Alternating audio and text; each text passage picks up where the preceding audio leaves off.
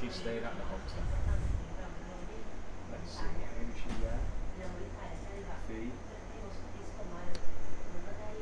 Good afternoon and welcome to France versus Great Britain in the under-24 men's category. So both teams are currently on 15 points in the leaderboards, both with 5 wins and 1 loss. Quite an interesting match to watch.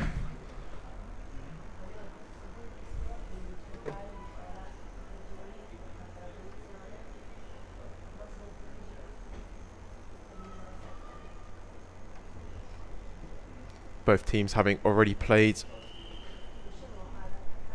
a match this morning. GB played Argentina and France played Canada.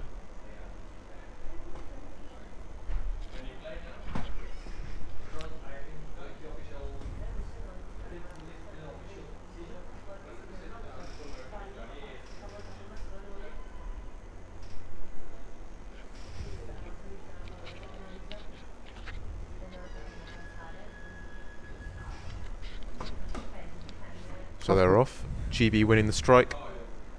Lovely dummy. Quite frantic in the middle of the pool. France breaking through, trying to drive through the centre.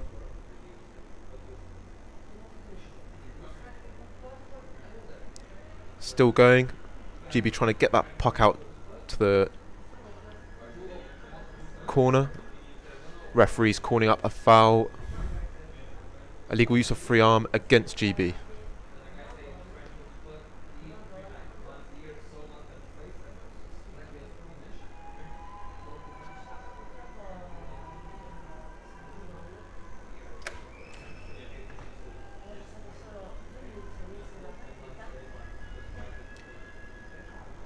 France taking the free puck, small little chip into the middle, trying to smash through.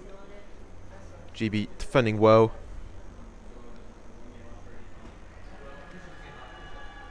No goal. Referee saying that French player illegally used his free arm, so free puck for GB.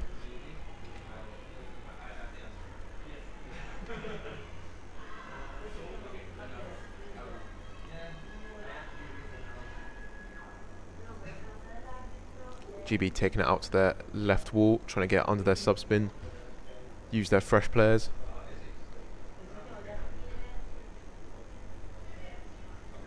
Nice support. Referees calling up another foul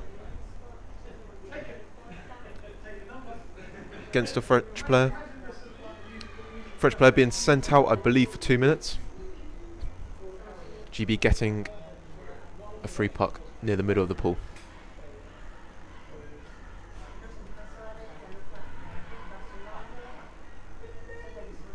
Nathan Archer taking this free puck. Tries to swim it. Lovely flick through. GB trying to get up down that left hand wall. French not letting them. Both trying to smash their way down. Elliot Atkins trying to open it up, but the French not allowing him to bring it back onto their wall.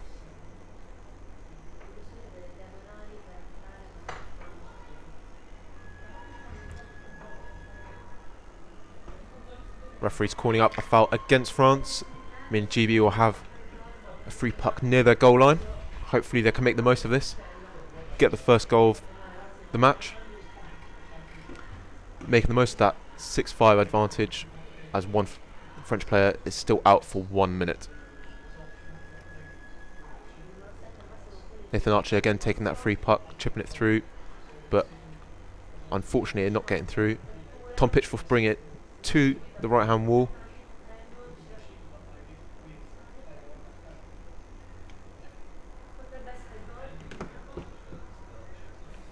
Harry Thompson trying to flick it through to Chris Parsons. French trying to begin a drive as they come down the barrier side wall closest to us. And GB bringing it out into the centre of the pool, trying to spread that French back line open, try and find the gaps. using their fast players to gain ground.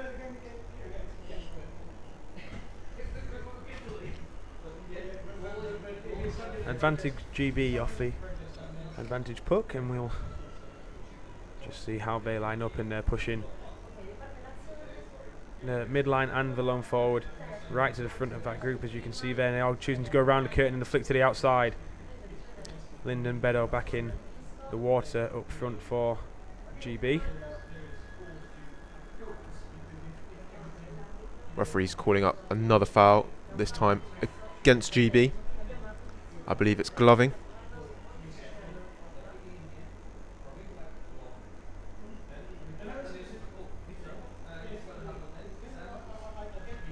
France also using the same 3-man handstand technique as the GB boys have been doing. Seen it in quite a few games recently today. Lewis, what do you think of it? I mean, I don't like it. I don't like being in. I don't like being in the front free line, and I don't like being the guy who takes the puck in the centre. So as long as I'm not directly involved in any of it, then, you know, a lot of the time teams that have played it and do it again and again have proved it's an effective tactic. And you know what, that's great. And it just I think it does depend fully on your team dynamic. I think I'm one of those players who isn't that good with the close control of the puck, and when the game slows down, I find it a lot harder to be powerful and have an effect. Whereas, like, you know, these boys who are at the top of their game and they've practiced this for nearly 2 years as part of a team, then, you know, they can hold the puck and they know exactly what to do. I think I'm a bigger fan of the Bit of a high flick there by a French player hitting George Life. I think it just great work came up off the his stick. right hand wall. Just pinged up off his stick, and there's not a lot you can really do about those. If you think it's bad as a referee, you can stop the game to check the player safety, and then it'd be an equal puck. Lovely drive by Tom Pitchforth, lovely chip charge. Looking for that player on the left, trying to smash it down the back wall.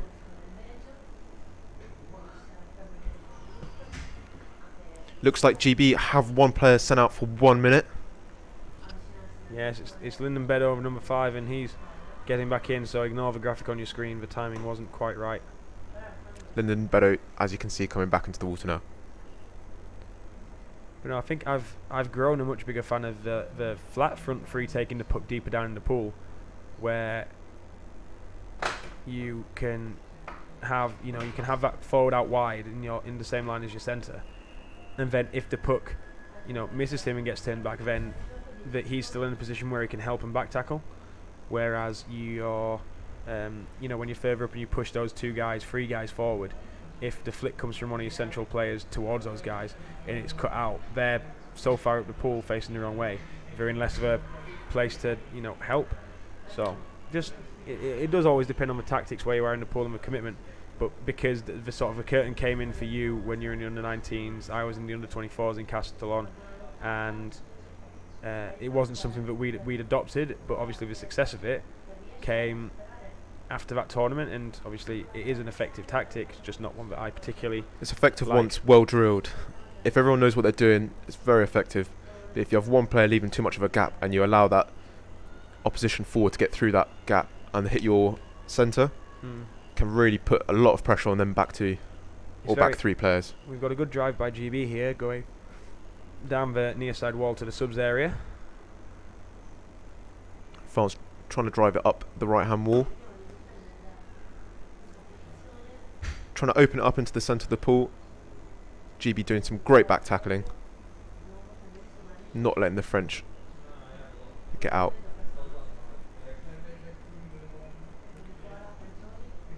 So this will be the final. I don't want to say test as if like all the rest of the games are easy, but this is like the final really tough match that they've got in this group. So you look at the group going in and you say Turkey, New Zealand, France and South Africa, and ever the biggest threats in this division. And here go France, low flick, he didn't have enough on it and he stopped right on the goal tray, and this might be an illegal stop at a puck which results in a goal. Refs calling up, I believe, a foul. Harry Thompson. Referee timeout being called. I think Harry Thompson may have been headshot. Referee's just making sure he's okay. I don't know. Harry looks a little bit upset.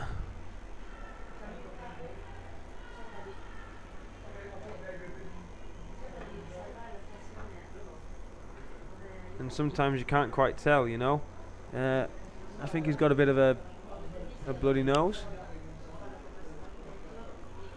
Just on the side of his mask off, but he seems okay. He's getting his mask ready to put back on.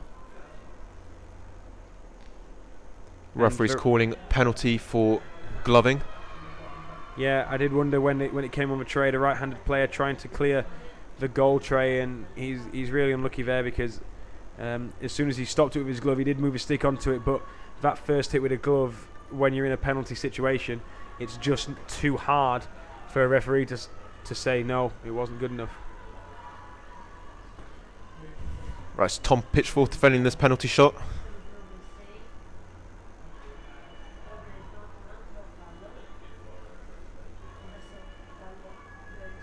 Here we go, Tom Pitchforth going down. French players flick it wide. Lovely stop by Tom Pitchforth. It's going to be a penalty goal converted here. They're going to say it hit his arm unless they say it's a dangerous flick. Illegal stopping, penalty. Yep. Oh, they've allowed a penalty goal there. Called it. It was clear to see.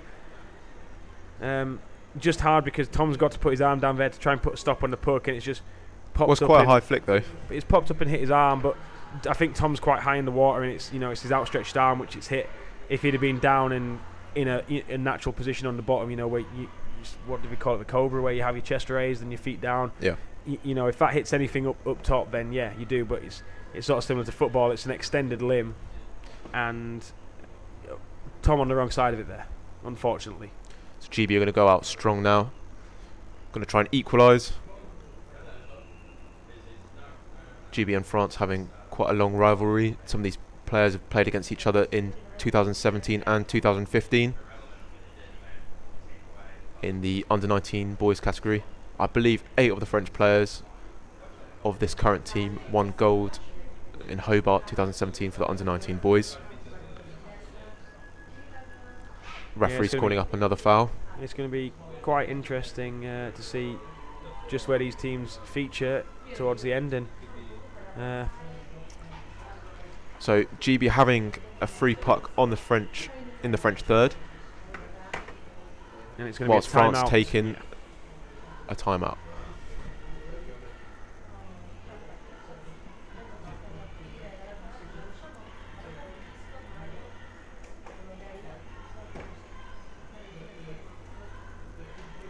So GB applying the pressure more after that French goal. Hopefully that's going to make them pick their game up, get them fully focused, and they should be getting the goals in soon. So we'll just take a quick look at the table and explain a few things that have gone on. So as I say, the last real test, I mean, you can get caught out by any of these teams, as GB found earlier, as they only just beat Argentina by 2-1. A very frustrating game for the GB players that were involved in that one. But Harry Thompson and, was it Elliott who was out of that game? I can't remember. Let's see, it might have been Rupert who was out, I don't know. But a couple of big. So GB taking the free puck on the French, in the French third, trying to drive it through. All bodies on the bottom. Again, pushed out to the left-hand corner. Referee's calling up a gloving foul penalty for Great Britain. Also giving out a warning to a French player by the looks of it. I think that might well have been a team warning. Right, so good chance for GB to get that equalising goal. Harry Thompson and Tom Pitchforth, I believe, are taking this penalty. Yeah, it's they've struggled with a few of these. French player came up And straight away. Yeah, good spot there by the referee, because it was a break. He took his hand off the wall before Tom Pitchforth moved the puck. Yeah. Great little tactic there by Tommy Pye. And he didn't even have to put in the puck in the goal, because as soon as that defender's hand left the wall, that's a false start on not a false start on a penalty, but he's broken away from the wall. So he's encroached. So he has encroached, Yep. yeah. Because we had a situation earlier in the competition where I think it was early this morning that there was a penalty shot, and I believe the call was, I believe the call was that that there was one of the players went down from the surface too soon. But in the rules it says that you cannot false start on a penalty shot.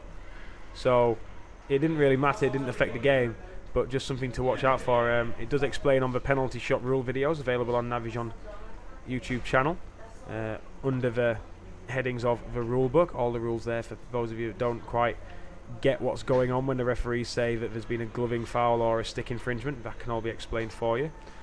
France doing quite a strong drive up their right hand side, but well defended by GB. Bring it off, trying to get out to their wall near their subs bin. You can tell the pace has picked up now since GB have equalised. Some quite big hits, some big swims as well from both teams. Referee's calling up another foul. I believe it's barging it against GB.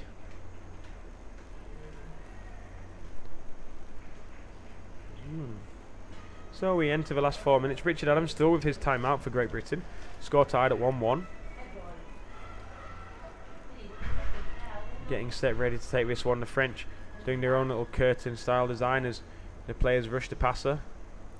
Trying to bring it out into the centre near the goal, centre of the goal. GB defending well. Trying to get out. Lovely flick out into the corner. Yeah, that French player allowed to turn and Jaw of life. Trying to keep that puck in the corner. Laying it back to Nathan Archer. Lindenberger coming down for the support.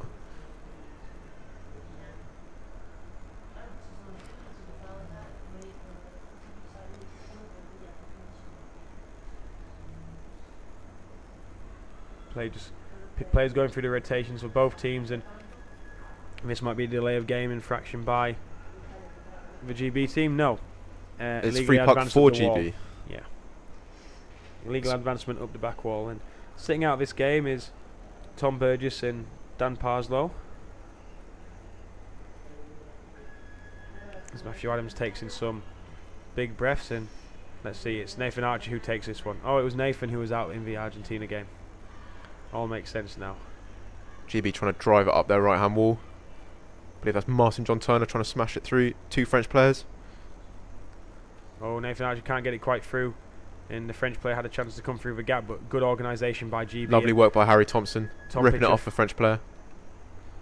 Free puck against GB for gloving. Still in their defensive third. France mounting the pressure up on the GB boys. But GB deflecting it well. Change. Defending well. Change. The play, the drive from France. They get a chance to break to the outside corner, and this looks like it's gone in. Left-handed player, might have been a glove, but it's a goal to France. Left-handed player on the left wall can often be susceptible to putting their left gloved hand on the wall, just similar to the way that right-handed players attack the other corner of the goal, and when the puck's on the back wall they can push it in with a glove, but no signal that time. So the score being 2-1 to France with 1 minute 20 left of the first half. Still a very close game. Both teams getting to the puck off the strike at pretty much the same time. Big hits, lovely swim up the left hand side. GB having players on the bottom, getting them layoffs, recycling the puck back, cutting that 45-degree angle, trying to get that flick through. Tom Burgess trying to rip the puck off. Chances it comes into the central channel, need to keep it here, don't let the French take it wide. And as George Life was bringing it out there has been a foul. Believe free puck for GB on France's goal line. Refs need to acknowledge the time and make sure this is set up quickly.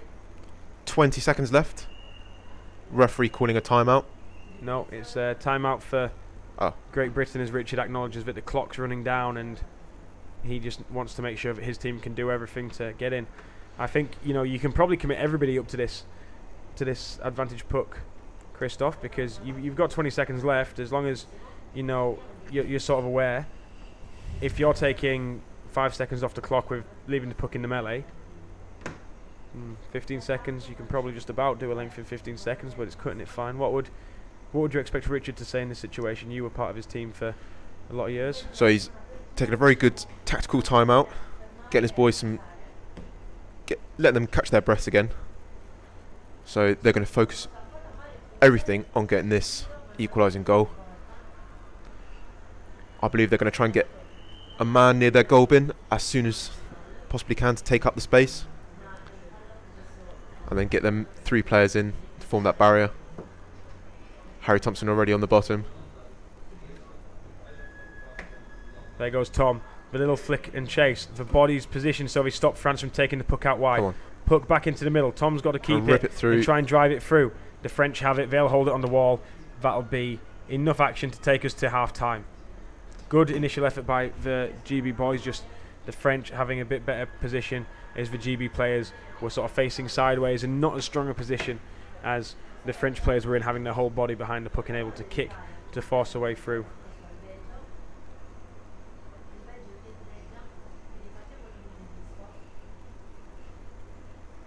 So the score being 2-1 to France at half-time. That last goal being by Florentin Dusfort. The French are going to start the second half with 1 player out for 40 seconds. So hopefully the GB boys can make the most of that and get that goal off the first strike of the half. Or at least make the most amount of ground as possible and try and mount that pressure up.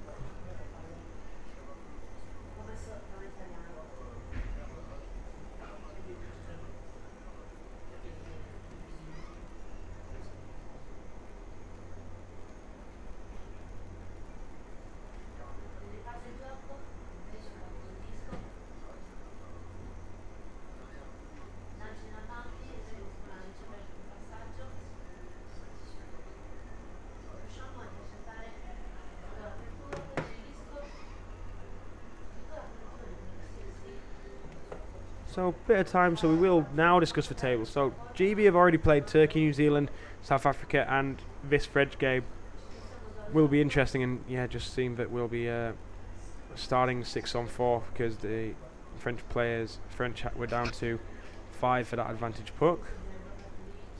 So, now we've just got to see what sort of things they can do. A win against France here would sort of clearly see Great Britain in the second place, because New Zealand lost to them and Great Britain stay ahead by the head-to-head result, and they will stay above them regardless of what the goals against is. New Zealand still have to play Turkey and France, I believe. Australia still have to play Great Britain, and there's some talented players still in that side that have been around for a few age groups, just not performing quite where they'd want Australia. But in and around that group, if they stay in 5th or 6th place, most likely 6th, then I reckon they could come back to, be a bit of a pain for whoever finishes 3rd in the group, which at the moment is New Zealand, where you'd look at the Netherlands and say that's Italy or the Netherlands and say that should and could be a far more comfortable game for the Netherlands. Sorry, I've completely left the overlay up there. That's not really helpful, is it?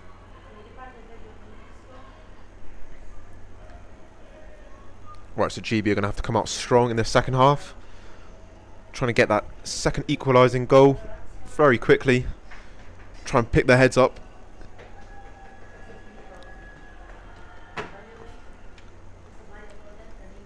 And attempt to beat this French side. Puck going out underneath the coaching bin.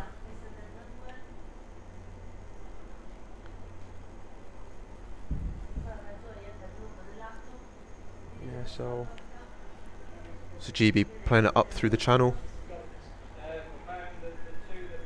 Referees calling a foul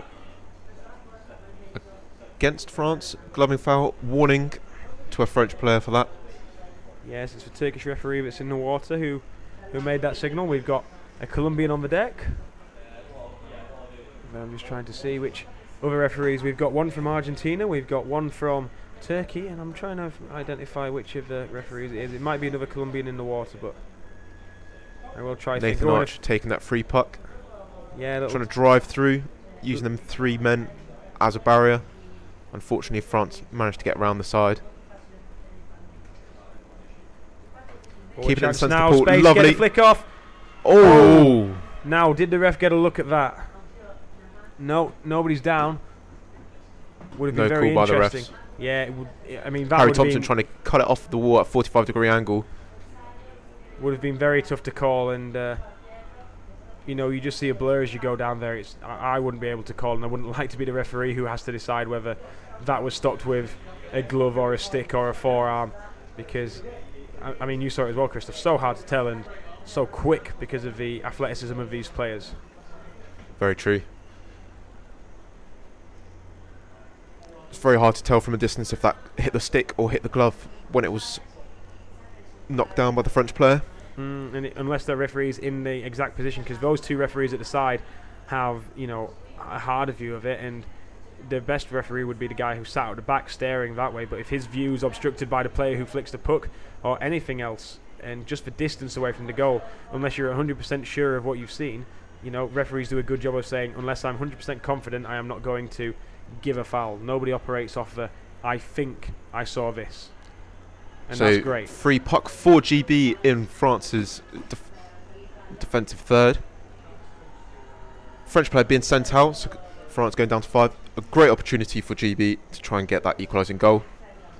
Nathan Archer taking that free puck again. Yeah, there he goes on the drive. Big flick. Good knockdown though by the French defender. French counter-attacking, driving up their left wall, getting in some fresh subs. Such great puck skills for French across all their teams in the men's side, where they can just knock the puck down from any sort of area and just really cause havoc. Go for the swim. Nice flick. Unfortunately, I believe that was Chris Parsons. Didn't manage to get to the puck. Time. Lovely smash on the goal bin. Oh, we'll see, because I don't think this has gotten in. I don't think this has gone in. So, referee calling free puck against the GB boys.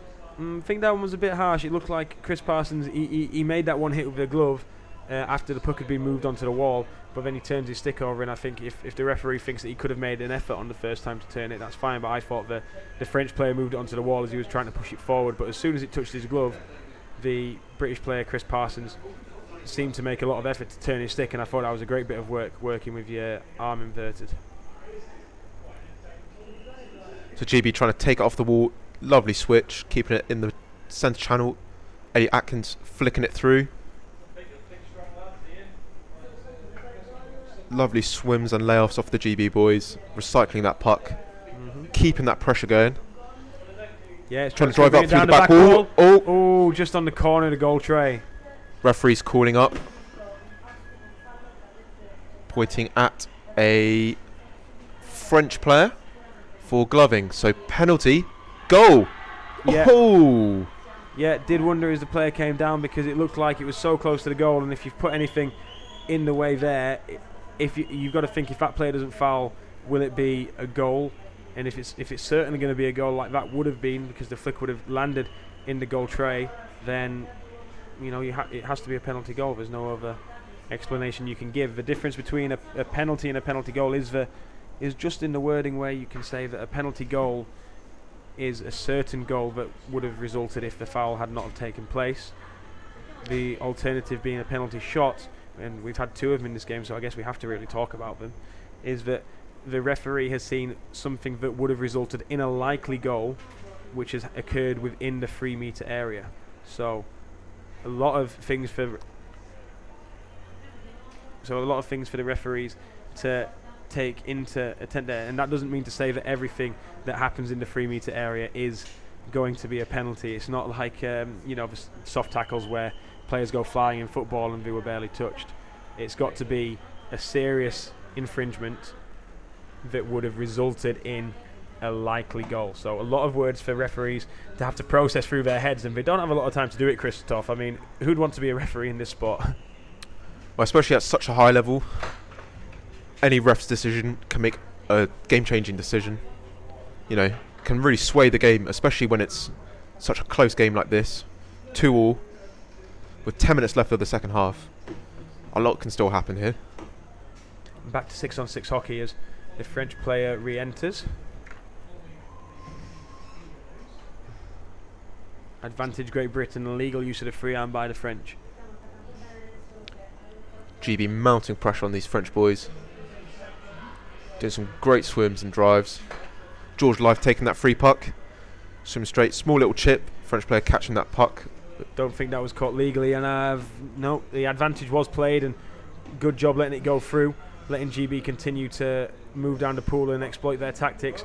Underbody flick, and this should go in. Oh, yes it does. Well done, GB. GB take the lead for the first time in the match. Who was that? Number 5 for Great Britain, Lyndon Beddoe. What a mixed afternoon he's having.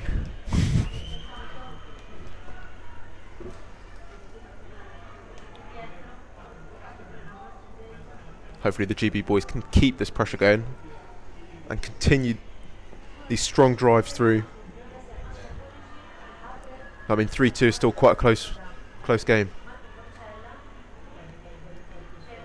France just winning that strike. Good flick, good chase. France doing all the things they have nice to. Nice flick by Harry Thompson. Yeah, great flick.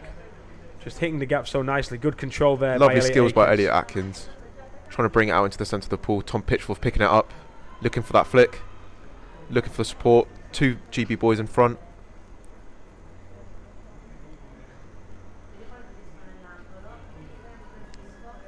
Going to say this is going to be an illegal stoppage with the glove on the barrier, so advantage GB. Called it.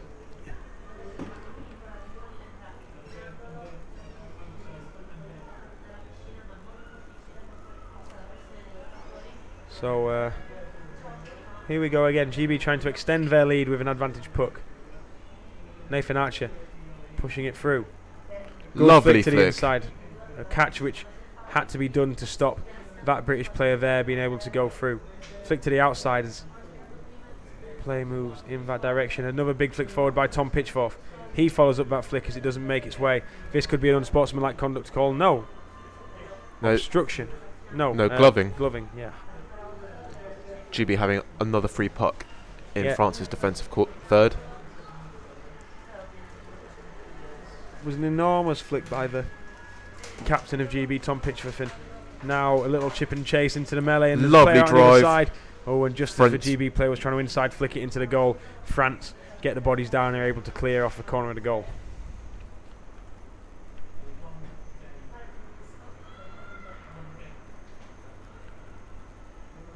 GB working these angles off the wall incredibly well. Lovely flicks through. Support coming down just a tiny bit too late. France attempting to counter attack. GB just ripping it off and get it back up to their forwards. Though France have successfully started driving down the left-hand wall.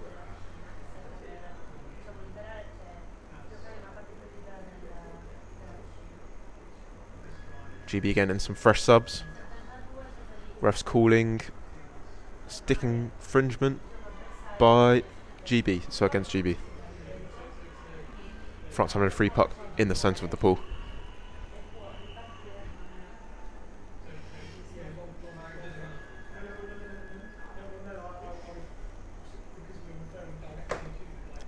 Big flick by France.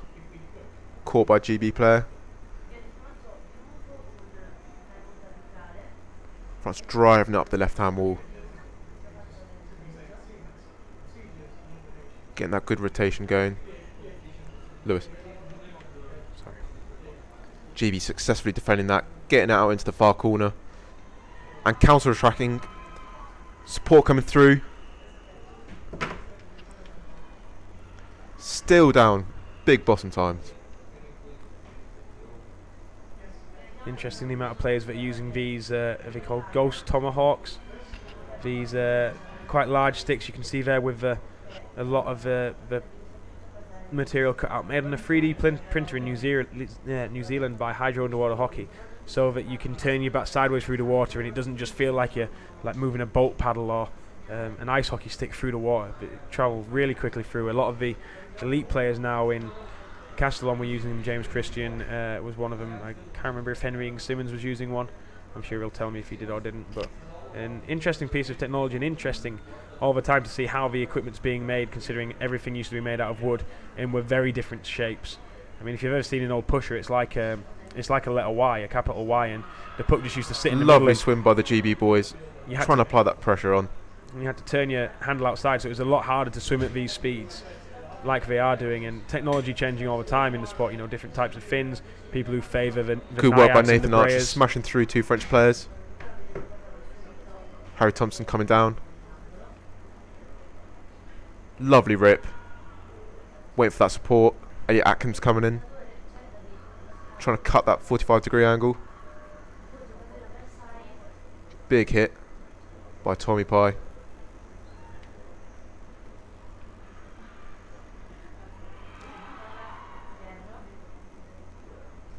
Lovely work. Great individual battling by the forward there. Was that Chris Parsons going forward? I believe so. Elliot Atkins lays off to Tom Pitchforth. Tom Pitchforth gets through but then muscled off the puck, and there's Rupert Chris Parsons. Einstein Smith. Nathan Archer trying to cut that through. Good turn by Lovely Harry turn. Thompson. Go on. Looks like that's a 4th goal for Great Britain.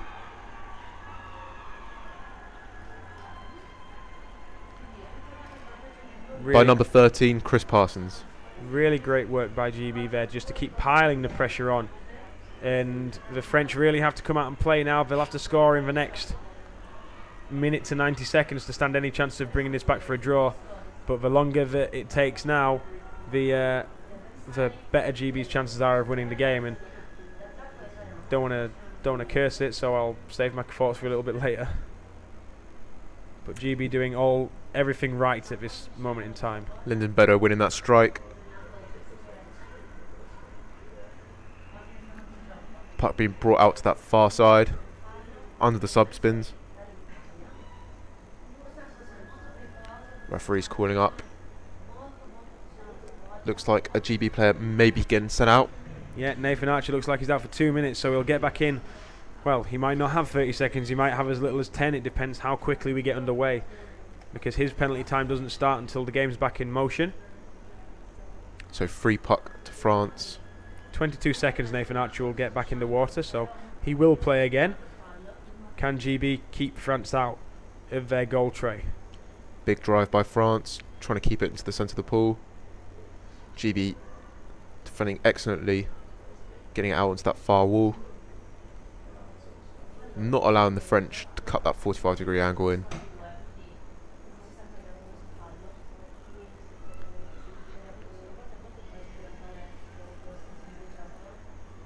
France now trying to go down that back wall. GB will just be happy to hold it there. They've got to remember they're down to 5 players, and you've got to admit that when you have those times to resets, they need to just keep the game clean, keep all the players in the water. Illegal use of the free arm, and I think Tom Pitchforth's being sent out for a minute, and he just sort of signals to Richard Adams, maybe we should have a timeout, and he makes sure that he gets it signalled before the referees have a chance to start the game, as all 3 referees were ready, arms were raised in the air, and they were going to start the game. But I think a wise call from Tom Pitchforth. Nathan Archer has 1 minute and 15 seconds. Tom Pitchforth will enter the game with 37 seconds to go. Again, by stopping the clock stopped anyway, but just more time for GB to organise what to do with this defensive 4. If they can hold out till Nathan Archer comes back in, that's the half of the job done. I think GB need to not concede before the clock runs under a minute. So the 4 boys in for GB is George Lyth, Harry Thompson, Matty Adams and Lyndon Beddoe. They need to keep possession of the puck. They need to not foul. otherwise this is going to be an interesting end. So need to keep them out for at least another 30 seconds. Great drive by Lyndon Beddoe. Counter-attacking. Lovely swim. Harry Thompson coming in from behind. Great support. French player managed to get it off. Good back tackle. French still on the drive. 3 bodies down. Just 1 defender in the way. 2 defenders now, and now they go through the rotations. 3 bodies in the way. Play being forced out to the side. We're approaching that minute marker. That minute marker means they are fairly close to home. A turn. Lovely defence. GB boys probably try and keep that in the corner now. A stick infringement. Advantage France as the clock hits a minute. 25 seconds for Thomas Pitchforth. 38 seconds for Nathan Archer. The longer GB can stop France from scoring, it won't matter too much if France do get the last goal, because it'll take 30 seconds to reset the puck, and once that's done, time dwindles away. They just need to hold on a little bit longer. Big hit. Trying to drive it out. Yeah, and from they GB. take it to the corner. Brilliant. GB are probably going to try and keep it. Oh, brilliant way to slow down the game. That's all GB need to do. Illegally knocked down to control the puck. so GB another free reset. puck against GB with 44 seconds left. Tom Pitchforth gets back in 9 seconds.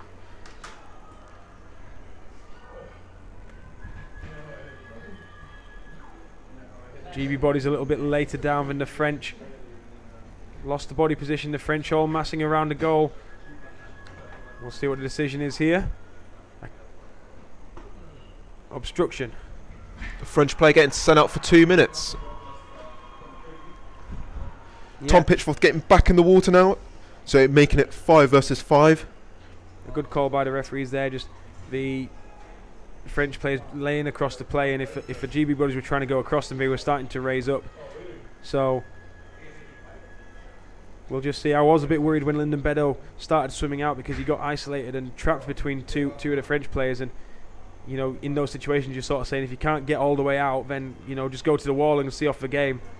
But 20 seconds now. It won't matter if the French score. Great Britain, excellent effort to hold them out with just 4 in the water, and we have another stoppage with 14 seconds to go. Stick infringement in GB's favour.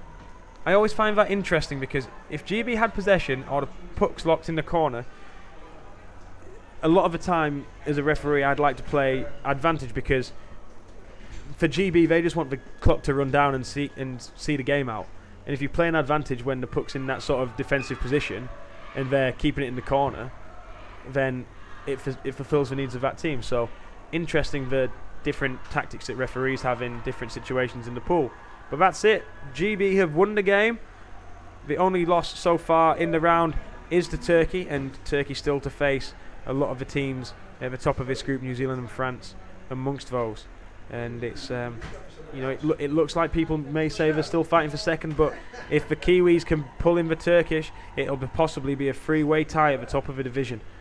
And then it all gets down to head-to-heads, which can't be done. And then if you need to figure out the process that they'd go through, it's on the website at underwaterhockeyscores.com under the international tournament rules.